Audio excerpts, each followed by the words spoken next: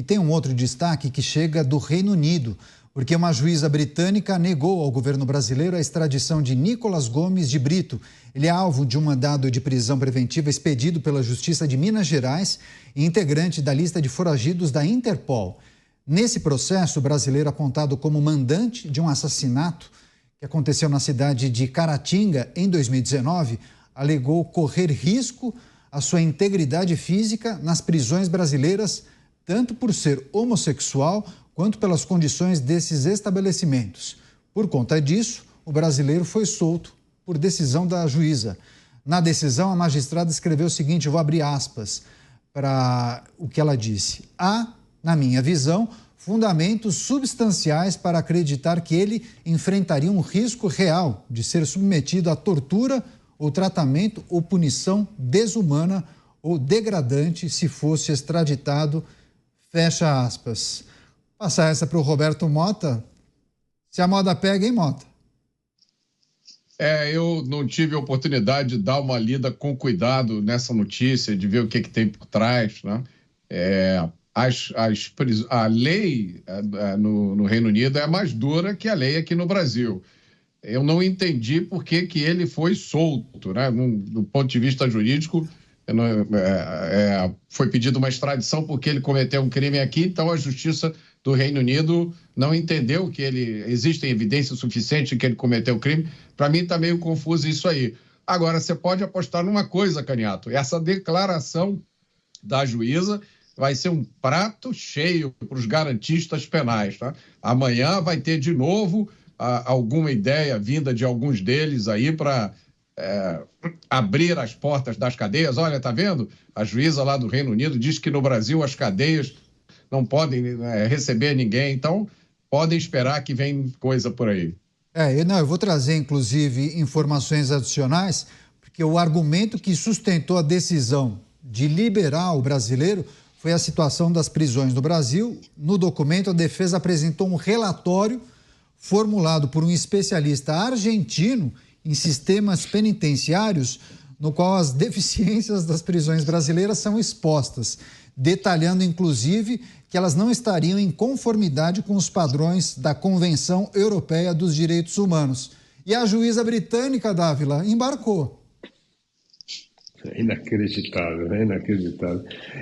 Assim, um consultor argentino com uma juíza britânica que não conhecem absolutamente nada da prisão brasileira, querendo dizer que, na verdade, é o seguinte, o Brasil não é um país que serve nem para cumprir pena, não pode, é um lugar selvagem, jamais esse preso vai ser, como bem disse o Mota, ressocializado, então ele prefere ficar no Reino Unido. É uma vergonha. Ou seja, a gente chegou num ponto que mostra o total descrédito hoje que tem a justiça brasileira por causa de ações como essa. Está na hora, gente, cada um respeitar a seara do outro. Essa juíza tem que respeitar as convenções internacionais, a Interpol. Esse cara procura, tem lá o mandato da Interpol, não tem que questionar como é o presídio brasileiro, ela apenas tem que expedir uma ordem e mandar ele de volta para o Brasil. Agora, se cada um tiver o seu ponto de vista para fazer pré-julgamento de como é o sistema penitenciário ou o sistema judiciário do outro país e não cumprir, isso é, na verdade, o que eu chamo de desrespeito às convenções internacionais. Se a polícia do Brasil, se a justiça do Brasil pede à Interpol para um outro país, para transportar esse preso de volta à pátria, tem que fazer, não tem que questionar as condições dos presídios. É uma coisa inacreditável. Pois é, inclusive, deixa eu trazer uma informação adicional, porque nesse relatório que foi produzido pelo argentino, mas para embasar a defesa do brasileiro junto à justiça britânica, parece uma salada, né? Parece aquela piada, né? Tinha um português, um brasileiro, um americano, um alemão, mas não. A história é real. Mas nesse relatório, o especialista disse que nas solitárias das penitenciárias brasileiras não há camas, os detentos são obrigados a dormirem no chão, falta água e também há superlotação. Bem, ok, talvez isso aconteça em algumas penitenciárias, mas não em todas, né, delegado Palumbo? Exatamente. Eu queria perguntar para esse argentino quantas penitenciárias ele visitou aqui no Brasil ou se ele é só mais um aqueles sociólogos que ficam estudando e nunca vão para a prática, ficam sempre na teoria. E eu penso igual o Mota, viu? Aqui o que tem de político, de partido político, de defensor de bandido, que vai adorar, que adorou isso daí, né? E eu espero que não seja imitado por juízes brasileiros. A alegação dessa mulher, dessa juíza, é errônea. Tirando a superlotação, não acontece nada disso. E cadeia não é resort. Ele está lá para cumprir a pena. É difícil? Creio que sim, nunca fui preso. Mas ele teve livre-arbítrio. Agora ele mata uma pessoa e agora está livre, leve, solto em outro país. Mota, quer arrematar? Quer fazer um último complemento? Fique à vontade, por favor. Quero sim, eu estou olhando aqui e vi aqui uma reportagem aqui no Daily Mail, um jornal do Reino Unido, mencionando isso e não estão elogiando a decisão da juíza, não. Estão perguntando como é que acontece isso, o sujeito... porque a juíza, segundo a notícia aqui, ela reconheceu que existem evidências fortes contra esse sujeito. A juíza reconheceu isso. E o Reino Unido tem um tratado de extradição com o Brasil.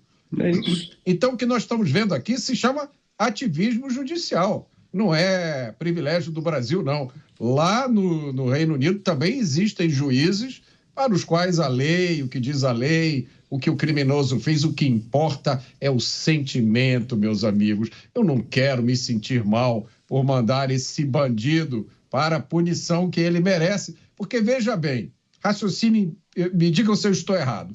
O bandido brasileiro, ele sabe as condições das cadeias brasileiras, não sabe?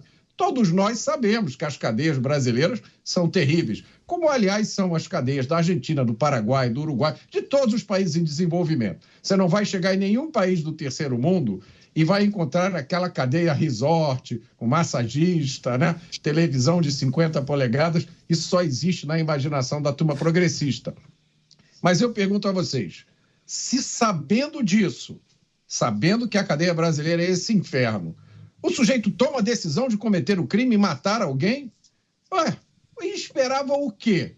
Ele esperava que, no caso dele, fossem criar um resort para ele ser hospedado? O criminoso brasileiro toma a decisão de cometer o crime, mesmo sabendo que as cadeias são ruins, porque ele sabe que ele vai ficar pouco tempo lá. Ele sabe que quando ele chegar na cadeia, tem um esqueminha da facção dele que vai proteger ele. A gente já viu vídeos aí na internet de presos fazendo churrasco dentro dos presídios, entrando droga, bebida, mulheres. Então, isso é motivo de reflexão. Todo mundo sabe que as cadeias brasileiras são ruins, ainda assim nós temos 40 mil homicídios por ano no Brasil. Pois é. Vai lá, Palumbo, pode complementar, por favor. Não, o Mota falou da massagem, mas a gente tem que lembrar aqui, num passado bem recente, que um governador ele queria colocar ar-condicionados para os presos e teve uma cadeia também, acho que no norte, salvo engano, que estava oferecendo acupuntura para os presos e massagem relaxante. E aí a gente vê uma decisão como essa, dessa juíza. Eu espero que ele não mate ninguém lá no país dela, né? Porque ela vai ser responsabilizada.